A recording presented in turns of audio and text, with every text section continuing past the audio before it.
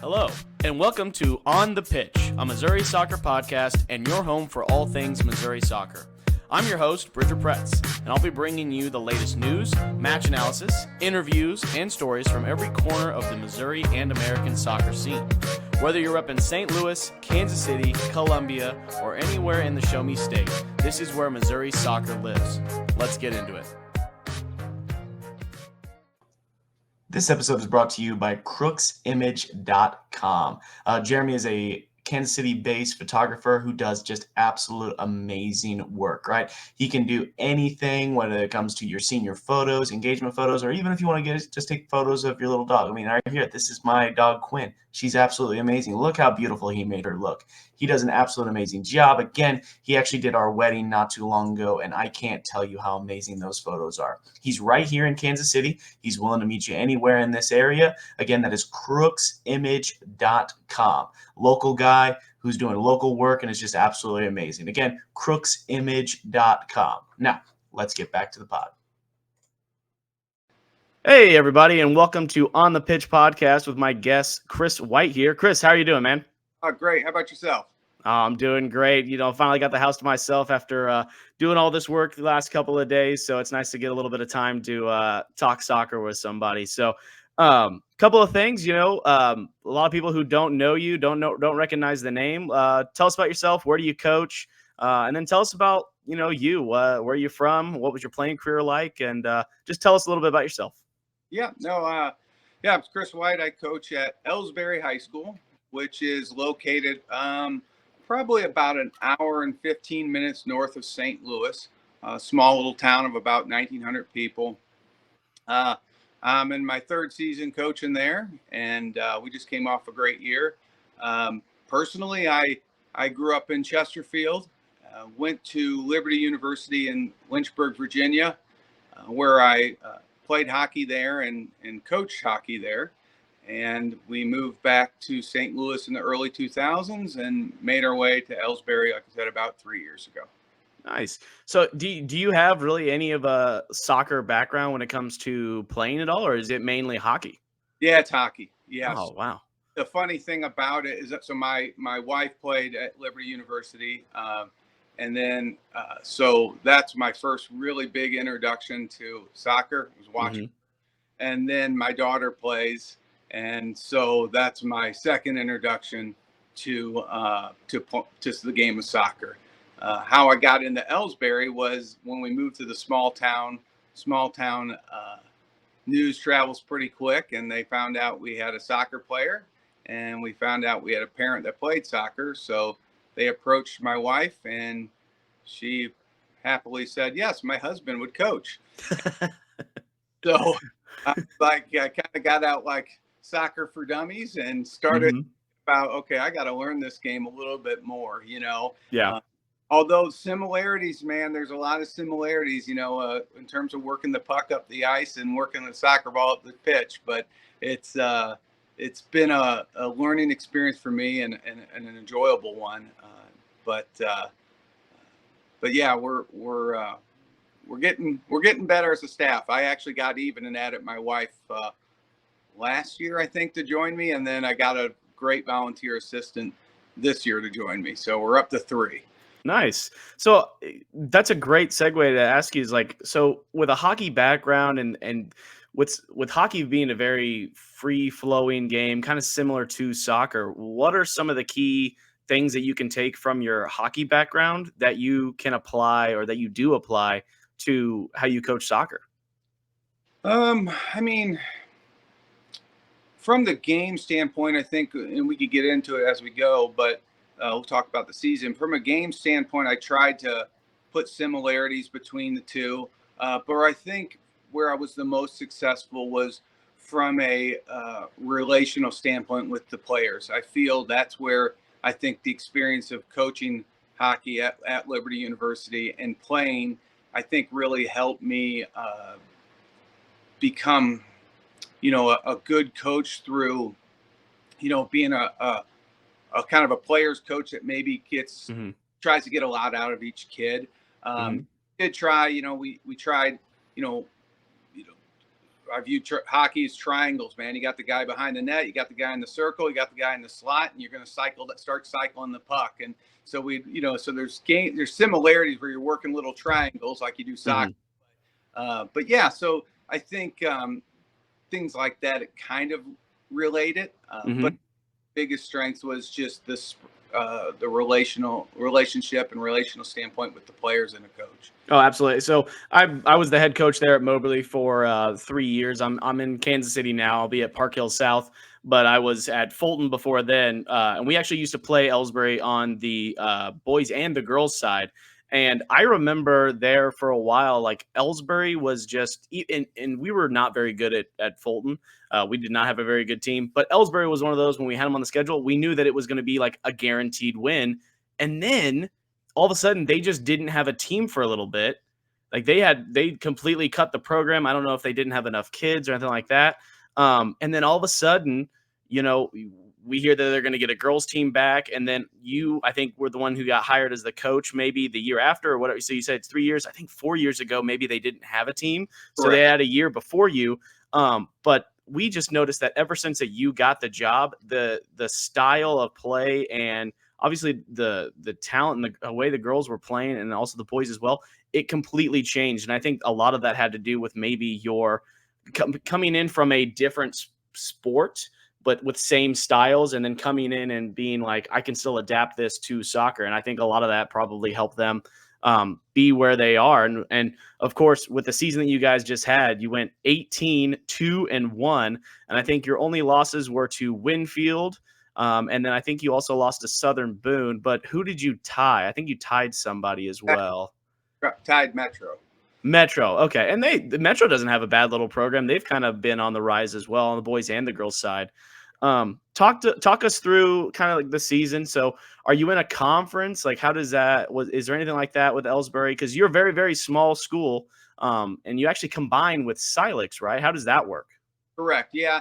There was an agreement. I don't know all the details. I've heard it where Elsberry took soccer and then Lex took, it might've been like football or something. So they just did a trade, and that, the other program's since gone, obviously, but we still get, the soccer partnership going, which is good because I think, Silex maybe has 100 kids and Elsberry has about 180 kids. So somewhere around there. So it's one of those things where the details behind that, when you have bigger programs, you need the, soccer, football, I guess you need that extra little bump of players to make it work. Yeah.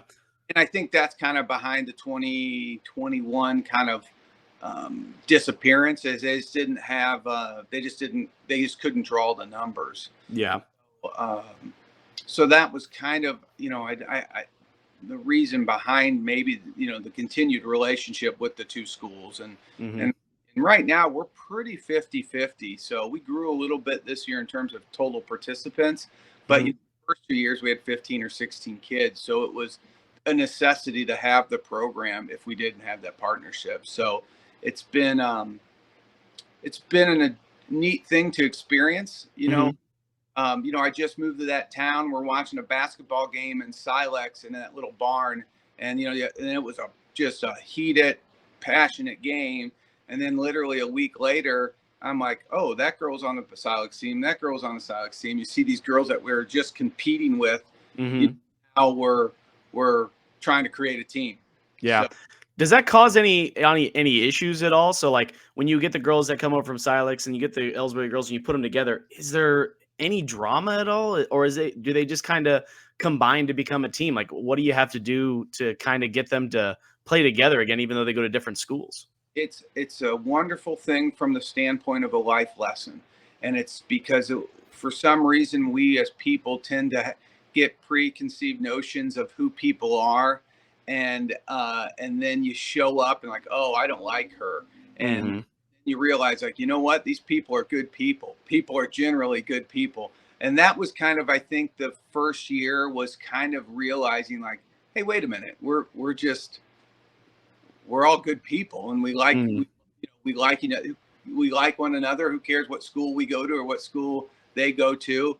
that was a neat thing to kind of witness. But this year it was the first time I feel where it was so, you would have thought we went to the same school from the first practice, and there was new faces, but the kind of the meshing of that was kind of completed. And it was kind of fun to see them give each other 5 on the basketball court a week early, with the soccer players from both schools giving each other 5, Yeah. So it has gone full circle. But it was, but in the early goings, I think it was kind of one of those, it was a little bit, I don't know if a challenge, it was just, I think, a mental challenge for those girls. But once they competed, they were fine, but it's the practices and the bus rides and that stuff was what took time to really kind of, go full circle. Did you have to do a lot of like team bonding, anything like that to kind of bridge those gaps?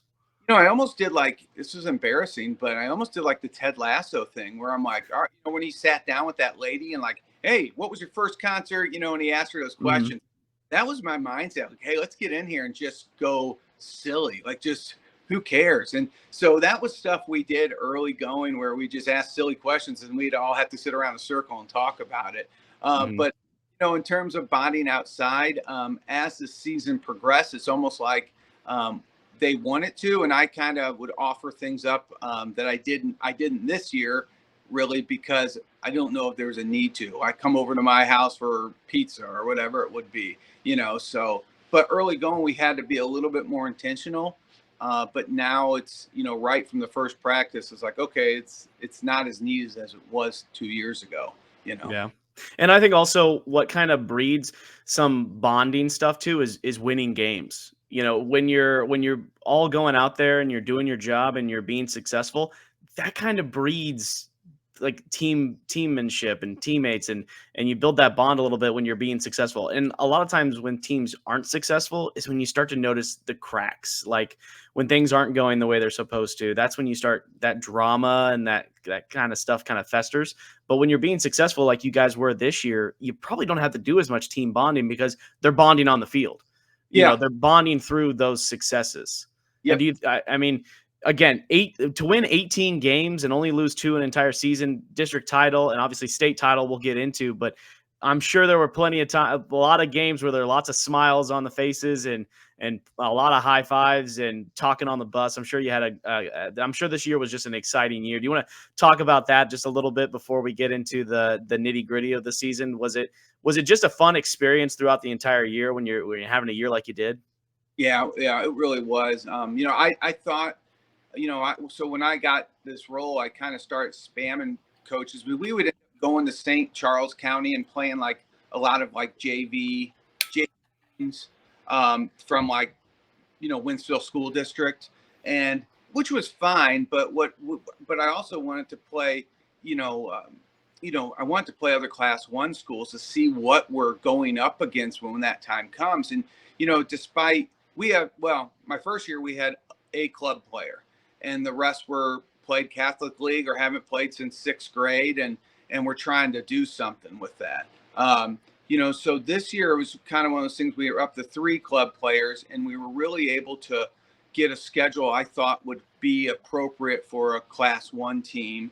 And it was like I was thinking 12-4, maybe 11-5, but it just came together wonderfully, and we could go into that later. But it came together wonderfully, and it was a lot of fun to be a part of that. That success that to this very moment still shocks me, and where it ended up. I just was really expecting, but it was a heck of a season. So you're going through the season, you're starting to get a winning streak going on. When was there any time throughout the season where it just kind of clicked in the back of your head where you're like, oh, we're going to do this. Like this team is ready to go. Like, because a lot of times, obviously you start off the year, your expectations, and I don't know if a lot of coaches do this, but I always kind of put my expectations lower than I think I usually think the team could do, because you're never going to disappoint yourself if you do over the expectations. But if you do bad, it's like, oh, okay, cool. But throughout the year, like you said, you thought you would kind of end up 11-5, kind of a winning season for sure, but you didn't think it would end up how you did. When did you know that this was going to happen? Um, Like, was there any particular game or maybe even a moment where you're just like, oh yeah, we're good. This is ours. the 2-1 loss to Winfield. Okay. We dominated them, and I Mhm. might not agree, but I felt we had a lot of shots and didn't finish. And the years prior, I know we got them once, 1-0, but unfortunately for us, our best player had a fever in that Winfield game, or was coming off a fever, and then the other year before, she had a pulled hamstring and played limited. So we didn't have a full Grace on our team, and we played really well. And I was, Mhm. wow, and it was a loss, but it was like, it was for me as a coach, like, okay, now we got to work on, because I was a defensive player in hockey. That was the thing I was most proud of. Is my first year there, we dropped 5 goals a game average. We went from 7.4 to 4 or 2.4. Like, we dropped goals. Oh, wow. Started like, okay, now I got to look at like how to kind of start breeding an attack, because we have the talent. So then that's when I started looking into things to help our team actually kind of build an attack. And if you see our first goal in the state game, it was like a drill we did all the time, and it happened on the field. And it was like, so yeah, that was it. That Winfield game, a loss, I think, was a moment where I thought, oh, we could be a pretty good team. But Mhm. I was a wreck till the very last second of the championship game. Oh yeah, you never know what's going to happen until that final whistle blows. So you're going out through the year. You're winning games. It keeps piling up, piling up, piling up, and then you go play Southern Boone. Mm. Tell me, was there a little bit of was there a little bit of fear that might have creeped in, because you guys had such a long win streak, and then you go there, and I don't want to say laying an egg, but you gave up 8 goals. You still scored 3. Was there something was that a catalyst that kind of took you to keep making it further, or was there a little bit of fear that creeped in? Can you kind of talk to me a little bit about that game? That one was fine. They two things come to mind with that. And it was one thing where our kind of our lockdown defender was coming off illness, and talking to their coach, he's like, after the game, he's like, well, that was the best half we've ever played. And they came out swinging, and that was the most dynamic attack. So I think we were down, it might have been 7-1, 6-1, something like that at half. And then we ended up tying them or beating them 3-2, or maybe tying them 2-2. Maybe it was the second. Mhm. Like, we settled down. But I think it's what we needed. And that was Mhm. kind of a good thing, I thought, to lose, because it got our defense to really start, focusing on not the, proper coverage. Like, they weren't checking their shoulders. And Mhm. Southern Boone was so dynamic that game with how they moved without the ball. We really struggled. And I think we had one error in the playoffs where we miscovered, and it luckily shot by everyone. It didn't bite us. But Yeah. I'm really happy with the girls losing a game and saying, okay, what can we do, for next game? What did we mess up on? So I was okay with that loss. I thought it would be a tough game. I didn't think it was going to be an 8-3 tough game. I Yeah. think they our style, and when they play theirs, it should be closer. I was thinking a couple, within a goal or two. But it was just one of those days where, we needed someone to step up, and they put in their best effort. And but it's just the dynamics of their ball movement and movement without the ball was it was the tip to the hat to their coach. It was awesome to see. Yeah. Southern Boone is definitely one of those teams where you want to play them earlier in the season than later, because they always seem towards the end of the year to just kind of get everything figured out for districts. They've always been that team. And so playing them in later in the year, that I tip my hat to you, because that's a ballsy move for sure, because they're usually always pretty good towards the end of the year. Well, I'd like to take the credit, but it actually got rained out. We were supposed to play them earlier in the year. Oh, were you really? Well, and you know what? Here's the thing that, like you said, like it was almost a good thing that you did lose because it gave your defense a chance to realize, hey, we're not invincible. Like we make mistakes and we can fix things. And obviously, a big loss going into districts can do two things to you. Either one, it can motivate you, or two, you can fall and you can crumble going into districts. Yep. And I just want to look at your. I mean, I'm looking at your pathway right now. You didn't play a single public school until the district championship versus Blair Oaks. So you had, I mean, on paper, like I know Crossroads and all of them, they're maybe not the best private schools in the world, but whenever you have a public school versus a private school, people are always going to put the private school above just because of what they've always known. And you guys didn't have to face a single public school until you got to the state championship game. So talk us through a little bit how you're going into let's say you're going into the district championship and you're going against Veritas where you had beaten them earlier in the year. What's something that you said or maybe even did to get your girls motivated to get over that hump to win a district title? Nothing. I kept it pretty short. I didn't want to make it a big deal. Our whole season, Bridger, was kind of like me matching what the girls want to get out of it. And I don't have, if you come to one of our practices, you'd see, but sometimes we're missing half the team because they're at FFA trap shooting, FFA, judging, they're at small school problems, man. And so it was one of those things where, I just didn't want to make it. I wanted to when I came on the coaching, it was like, hey, let's make it a good experience. Like so many life lessons come from sports. We get so caught up in the winning and losing, and you forget hey, like I told one of my girls after one of our games, like in your future of your life, your boss is going to make you upset, and you have to be sure you treat him with respect. You can't do certain things. So every opportunity in a game is an opportunity to make it a life lesson. And so that was kind of my attitude where it's like, hey, we're going to make it a fun experience for high school and give these kids life lessons. But so I didn't want to really, I don't say too much before games. I kind of let the leadership do the talking. What I just always tell them, I think every game is, hey, if we play our game, we're going to be a tough team to beat. And that's probably the only thing I really said to them, is that same line and then have fun out there.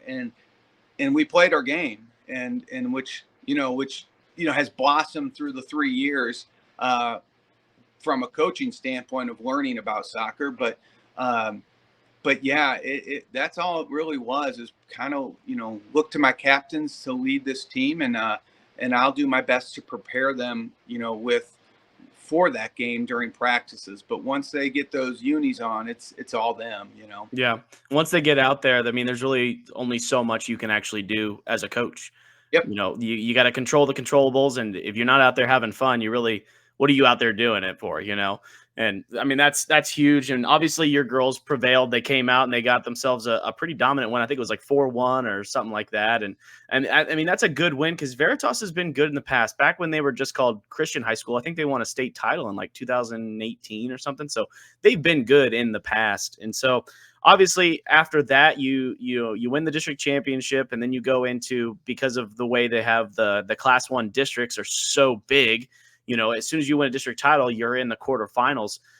Do you have any opinion on how big those districts are? Do you like it that way? Do you think do you think it's too many teams or too spread out? Do you have an opinion on those Class 1 sizes?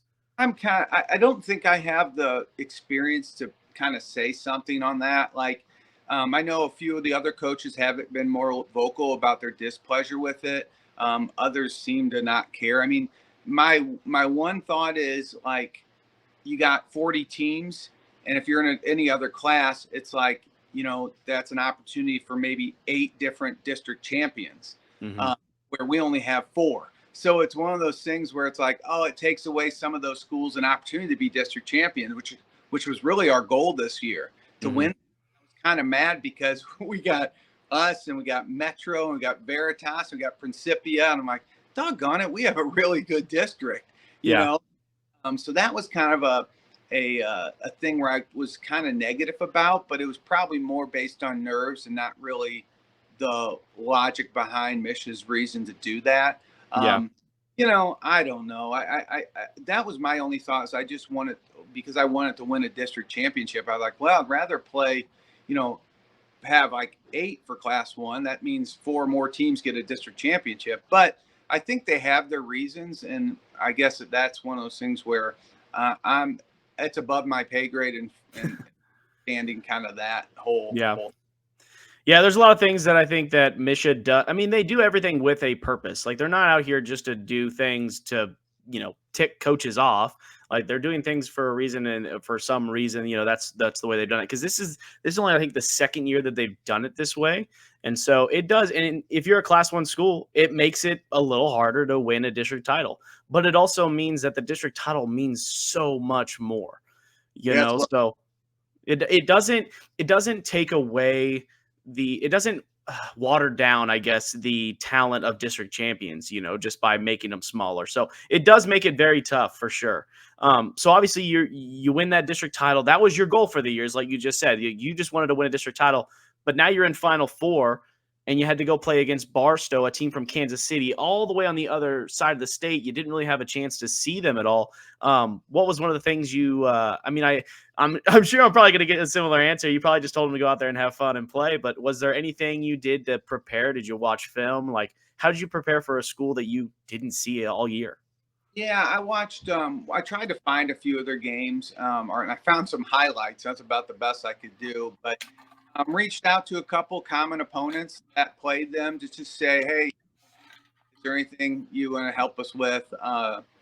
But no, it's yeah, no, it's just one of those things where I just we took we kind of, as a coaching staff, we took a kind of a transitional turn at where, actually I was on a recruiting trip with my daughter at the University of Oklahoma, and they play the most direct soccer I've ever seen. And I always tried to play like pretty soccer, and I want them to kind of tic-tac-toe it up the field, be calm. And we made that transition. I'm kind of spinning off your question, but to kind of give you an idea, but we kind of made that transition this year. It's like we had kids that are athletic as heck on that back line, but they didn't have a ton of ball skill, ball, like, so once we kind of said, hey, listen, if you get this back line, it's like, okay, whoever it is, if you get the ball, here's option 1, here's option 2. If you don't like it, send it, and that was kind of the transition. So playing Barstow, I noticed they didn't have a lot of like heavy goal scorers, although they had a pretty talented freshman. But my thought was, okay, girls, you do your part, you get that ball up the field. We have the speed. We have a couple track girls that play on our wings. We have, Grace in the middle, and our 2 forwards that play club. We get that ball up the field, we're going to put pressure on them quick. And that's probably the only thing I really kind of touched on. Is like, get that ball up the field. And I told my forwards and my wings and your job's to get on that ball. And I'd always say, and it's not, but like smell on poop, like you've got to get there quick. And that was our style, like get the ball up the field and pressure. And it also kind of benefited us because I think it was 21, she's a pretty good little player. But if the ball goes over her head, she can't do too much, so it was kind of the added benefit. I don't know if I said that was the purpose of doing it, but it's get the ball up the field and get on that ball like smelling poop. And that's what we did. And a funny thing about that, it was a coaching error on my part, and my wife and I got honest truth when I was coaching by myself before I got her to come aboard. I would call her at halftime, like, dude, what are you seeing? Like, I don't understand what's happening. You should have a better vision. But we were talking and was like, why is the ball on the opposite side of the field?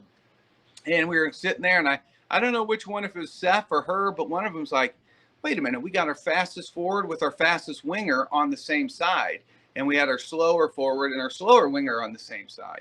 So we flipped those at halftime to balance that speed. And that happened. It was 2-1 at half. We scored 1, 2, 3 goals, and it was like at that point, we moved Grace back to sweeper, and we just control the midfield, and so that's kind of how it worked out. Long answer to a pretty simple question, but that's kind of how. No, that was perfect. That was perfect. So obviously you get that win, and now you've got 24 hours, and you're playing in a state championship game. I'm sure you were stressed out and probably, stayed up a little bit later than you probably should have thinking about the game. But what did you do to prepare the girls to go towards that game? And then what did you do personally to make sure that you were level-headed and cool going into that as well? I'm very good at putting on a facade, so they would never know I was the wreck that I was. But no, I honestly, Bridger, I just the thing with that game, if you look at that, our common opponents, we had quite a few, 5 or 6. So the girls all knew, hey, we get by Barstow, we should be able to beat Smithton or Blair Oaks. So I credit Principia's coach. He said one line to me one time. He's like, don't, and when it comes to the Final Four, he's like, don't take anyone for granted. And that was my thing was like, girls, don't take anyone for granted. Like anyone could beat anyone on any given night when you're on the Final Four. So that was really my only thing I probably added to the play our game, have fun, was like, don't take them for granted, because, like if you look at our commons, Warrenton, they beat 1-0, we beat 8-0. Like Fulton, they beat 3-1, we beat 8-0. So it was like, you're seeing like on paper, we should be the better team, but you get emotion involved, and I'm like, I was nervous as heck. And then you maybe get the girls involved, and they're looking at that same stuff. It's like, please don't take them for granted, Yeah. But they didn't. Those girls, as you would watch us warm up sometimes, and you think we're the worst team in the history of the world, but but when that whistle blew, they kind of shaped up and really took it seriously. So there wasn't really a worry. And we scored 24 seconds in on probably the best goal of my career, seeing what they did. But it was like, 1, 2, 3, 4 passes and a shot, or 5 passes and a goal. It was beautiful. So that kind of, I think, helped calm the nerves too a little bit. But yeah, it was one of those things where just don't take them for granted. Paper's paper, but it's, if you don't look at paper to see who's the best, you go out in the field. So yeah, that's why I hate sometimes when the boys or the girls look at scores on MSHSAA, because and you also have no idea what happened in those games. Maybe it was a rainy game and they just couldn't put the ball in the back of the net. Maybe they had 2 or 3 kids missing whenever they played a team. You can never look just at a score and say, oh, we're better than that team, because there's been plenty of times where on paper my team should have won and we didn't, because something happens. You never know what's going to happen in a game. And I'm glad that your girls, once they got that first goal, they kind of knew, and they kind of, you could definitely tell once you score early, that confidence starts coming. You're like, oh, here we go. So, and of course, if you're a team like Blair Oaks, you get scored on early, and that can do 2 things to you as well. You can drop your confidence, or that can motivate you to go back and keep going. But you guys definitely, I think it was close at halftime, right? It was like 2-1. No, you gave up. Blair Oaks it was 5-1 at half. Oh, it was 5-1. Okay. What we did there, it was a good game. We got up 2-0, and their girl, she had a beautiful free kick, and I mean beautiful 2-1. And I think we scored. Well, I think the backbreakers, we scored 2 minutes and basically, or 2 goals in the last 5 minutes. And anytime you score early or late in a half, it just really is hard to come back from that. And the score, I think we scored at 5:34 and then 4:42 or something. Wow. Like, so we scored, and I think at that point, I was very confident, and it they knew a lot of Grace, and I think she had 4 goals. So they did their homework, and they knew about her, and my hope was kind of came true. It's like, yeah, you could say, oh, that girl's good, she's playing Division I, Power 4, but saying that, knowing that, and actually seeing that, I think really a big difference. And my daughter ran into it playing Principia in basketball. They have a really good player. And it was like, oh, she's good. You don't see it until you see it and experience. And I think Blair Oaks was really, experiencing that and having that girl. You have your girl shadowing, and she still pops off for 4 goals. It's one of those things where it's like, I thought, okay, that might be it at half, but I think we added one more, and we really did. We just kind of made the second half boring. Yeah.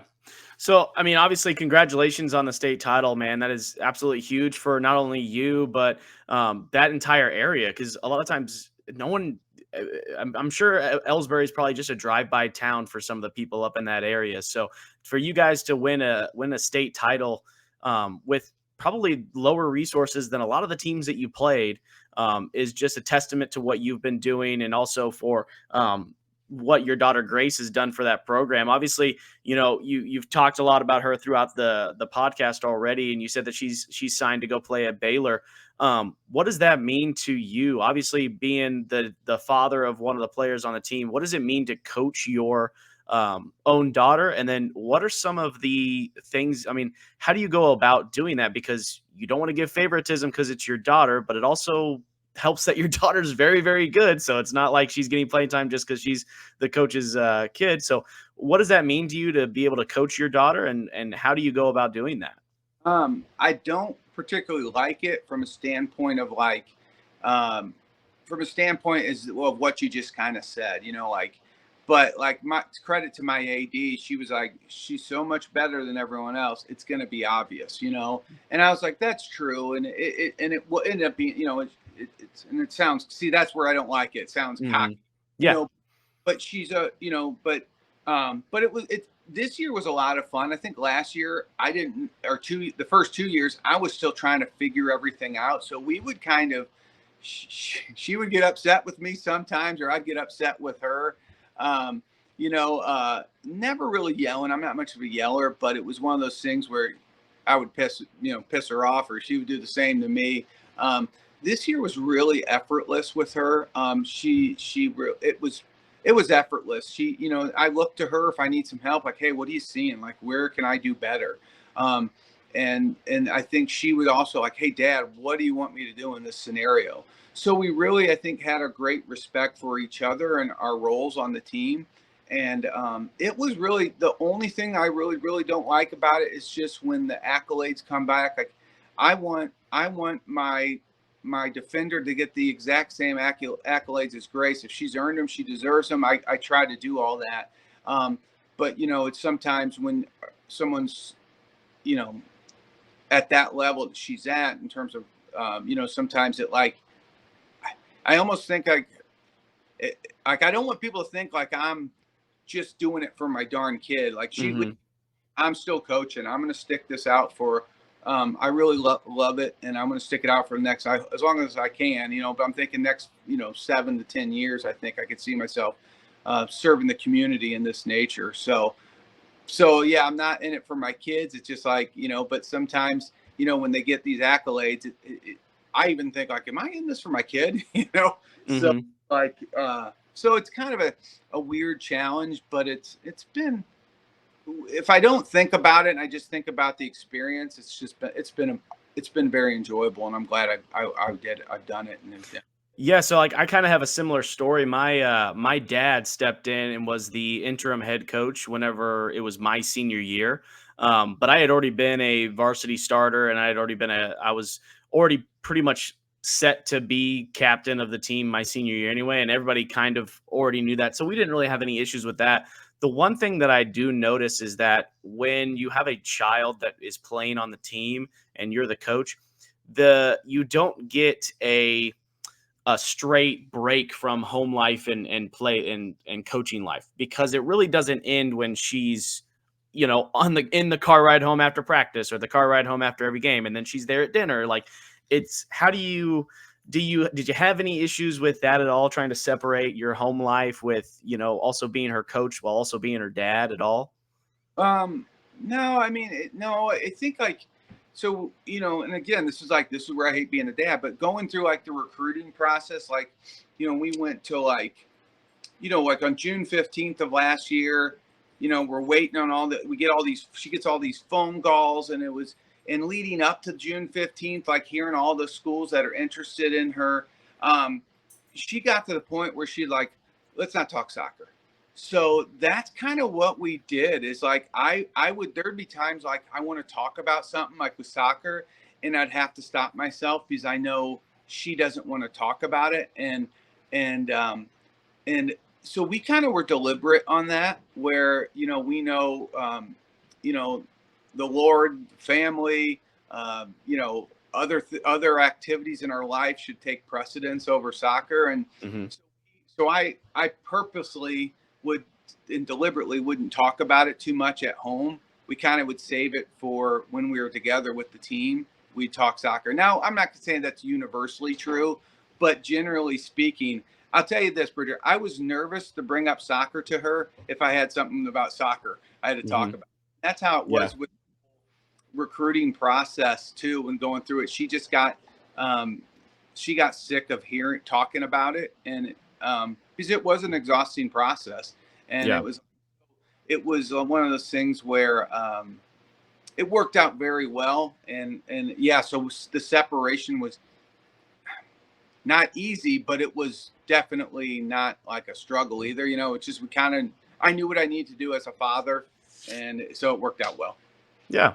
And so not only are you coaching your daughter, but you're also working with your wife now that she's on your coaching staff. So what's that like? Also, was working with your wife, your significant other, there also on the sidelines next to you. Like, what did it mean to you to be able to work with her and also be a part of this whole situation? Because it almost just kind of feels like it's a big old family there at Elsberry, because you got the parents are coaching and the daughter's on it, and then the whole team was bonding. So what does that mean to work with her, and how do you guys go about kind of balancing that as well? Well, I think I threatened to fire her in the Barstow game. If you watch the championship game, you'll realize I'm on the far left of the bench, and her and Steph on the far right. And I demand a lot out of my daughter and certain players on that team. And I'll say stuff like under my breath, come on, get going, doing.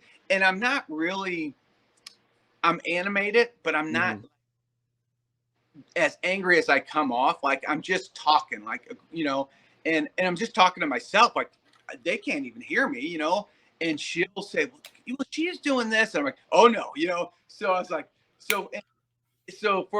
we never had this problem. I typically sit in my little chair and I just watch and enjoy the game and help them where I need to help them. But I was a little bit of a wreck for the district championship game and the 2 state games, which, people always ask me, like, hey, why don't you play hockey anymore?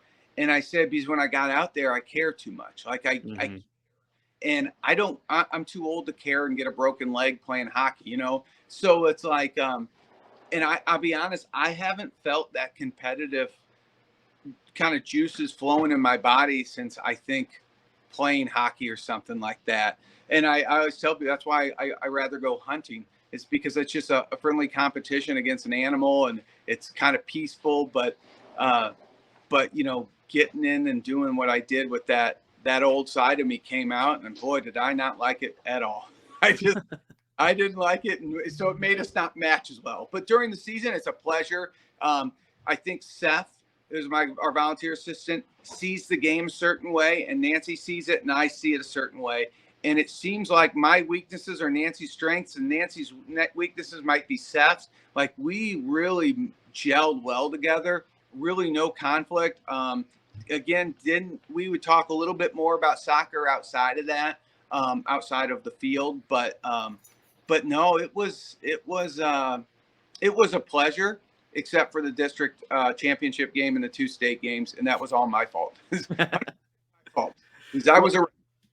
So obviously, after this amazing season you guys have had, you're going to go into next year, and there's going to probably be a little bit of a target on your all's back now, because now they're going to know about you all. How do you go about getting the team rejuvenated and ready to either repeat or just have another good year? How do you go about getting them motivated? Like, what's something that you've got maybe under, like, in your pocket, ready to say or motivate, just to get them ready to go? I don't think anything. It's going to be the same type of thing. Like, hey guys, let's.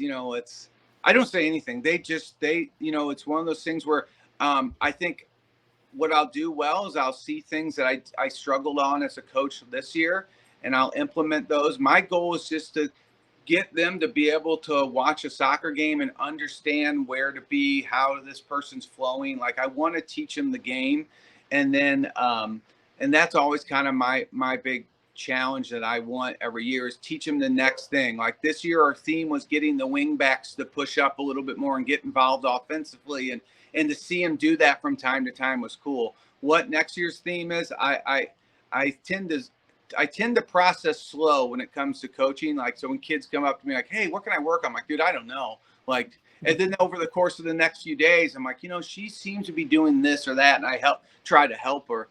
So this one, I mean, maybe, those kids, all they talk about was getting that banner. And not only do they have that banner, it says state champions. So, if we go out and we compete, and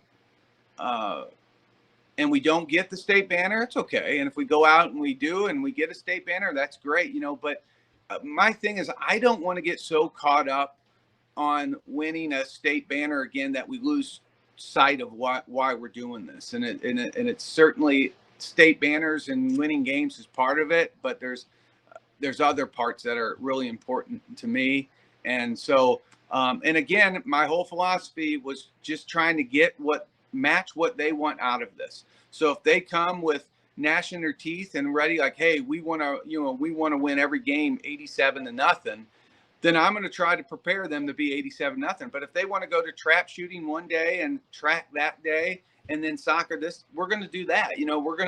But my job's just to have them prepared as I can and teach them the game. And so we'll see. But I have a feeling, what I always said is like, if you come to our 3 practices before the state championship games, we didn't practice Thursday. The first game, it was focus, drive, hard work, sweat. It was everything you'd ask for. The second game, God honest truth, I looked at my assistant and I said, if we get an hour out of them, we're going to be lucky. I showed up that field. I'm like, nope, they don't want to be here. And I remember I said to him, if we get to 5 o'clock, we'll be lucky. And at 4:58, they all start walking to us because we were on the sideline. They were out doing the drill. And I was like, hey, girls, you want to go home? Yeah. Like, all right, let's go home. And we sent them home. And then the last game, it was like the last practice was like, it was just laughing and just, I don't even know what we accomplished on that one. So it was like, but one thing I love about them, man, they put on the Elsberry red and it's like, yep, they're here to play. They're just they're a different person. They're different people when they put on that uniform. And that's awesome. Crazy to me. It's crazy. Yeah. And it's like, being a man, it's like, no, I want blood, sweat, and tears for 5 practices leading up to the game. So it's been, again, matching what they want. So whatever they want, I'm going to try my best to match. But I think generally they want to learn the game, have fun playing the game, and get better at the game. And if they could do all 3 of those, we'll be a tough team to beat again next year. That's for sure. Well, Chris, this has been awesome, man. Thank you so much for taking the time out of your day to come and talk with me. And again, I just want to congratulate you on everything you guys succeeded this year and way to put Elsberry on the map. And also congratulations on your daughter having an amazing year, and also your wife are having a great year coaching. And again, this was awesome. We'll have to do this again sometime, maybe before your season next year. Kind of maybe like a little preview show or something like that. So again, Chris, thanks for coming and joining with me. Yeah, no, thank you so much. I appreciate you. Yeah. I'll see you, man.